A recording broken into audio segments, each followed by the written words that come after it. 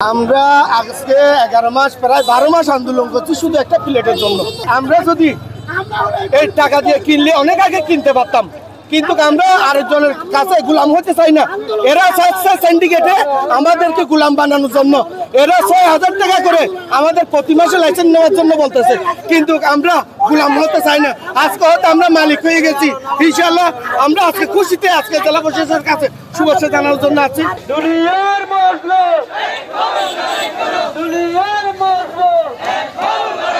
দুঃখের বিষয় লাগতেছে আজকে আমরা যে দীর্ঘ 11 মাস আন্দোলনের পরে আমরা যে লাইসেন্সটা আজকে হাতে পেয়ে কান্নায় বেগে পড়ার মতো গেছি। এটা সবাই বলতেছে জরিমানা নামে একটা সিন্ডিকেট, ওরা আমরা তাদেরকে প্রতিহত করতে চাই, এই কক্সবাজার থেকে প্রতিহত করতে।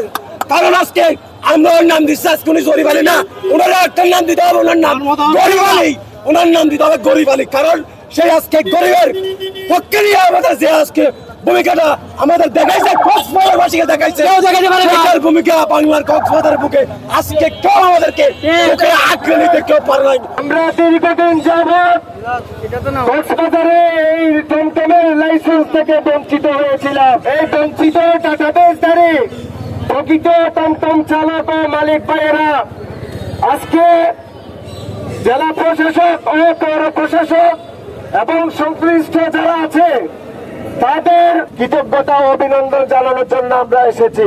সিন্ডিকেট করে লাইসেন্স নিতে পারিনি বলে আজকে এই লাইসেন্স বাতিলের পক্ষে কথা বলছে। যারা সিন্ডিকেট করে 10টা 20টা 50টা লাইসেন্স দিতে পারে নাই বলে আজকে এই লাইসেন্স বাতিলের কথা বলছে।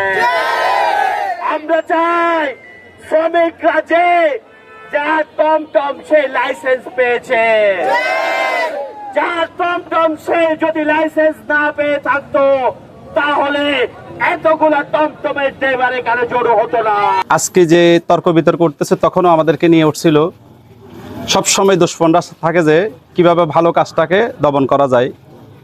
সবকিছু ঝড় তুফান শেষ করে আল্লাহ রহমতে প্রকৃত শ্রমিকরা, গাড়ি যার লাইসেন্স তার, চালক সে, এই ধরনের লোকদেরকে পৌরসভা যাচাই বাছাই করে লাইসেন্স দেওয়া হয়েছে। জরিমালি তার মিয়ন না যে পৌরসভা থেকে লাইসেন্স জরিমালি বললো লাইসেন্স দিল। আমরা কাগজপত্র জমা দিয়েছি 1250, ওইখান থেকে যাচাই বাছাই করে পৌরসভা যাকে যোগ্য মনে করছে দিয়েছে।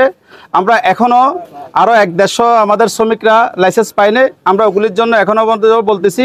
কিন্তু আমাদের কথা হলো যেসব নতুন লাইসেন্স আসবে সবগুলি শ্রমিকের কারণে শ্রমিকরা যেন পায়, বাকিগুলি যেন না পায়। এই পর্যন্ত 500-550 মতো দেখা যাচ্ছে, তাহলে আরও কিছুর জন্য আমরা আবেদন করতেছি। কারণ যদি এখানে 1000 লাইসেন্স দেওয়া হয় সেক্ষেত্রে প্রায়োরিটিটা তো 80% শ্রমিকরাই প্রায়োরিটি পায়। যদি আর বাদ বাকিগুলি পৌরসভা কি করবে না, এটা পৌরসভার এখতিয়ার, কিন্তু শ্রমিকদেরকে প্রায়োরিটি দিতে হবে আগে। যেসব সিন্ডিকেটরা পাওয়ার জন্য পাগল হয়ে গেছে ওদেরটা, আর প্রকৃত যারা পাইছে ওই সত্যটা যাচাই বাছাইয়ের জন্য আপনাদের অপেক্ষা করতে হবে। তবে এটা শিওর এখানে আমাদের প্রিয় শ্রমিক যারা পাইছে তাদের মধ্যে কোনো দুর্নীতি হয় নাই, এটা ওপেন চ্যালেঞ্জ। এমনকি যারা আজকের বাজারে না পেয়ে পাগল হয়ে গেছে তারা বেশি দিন টিকবে না।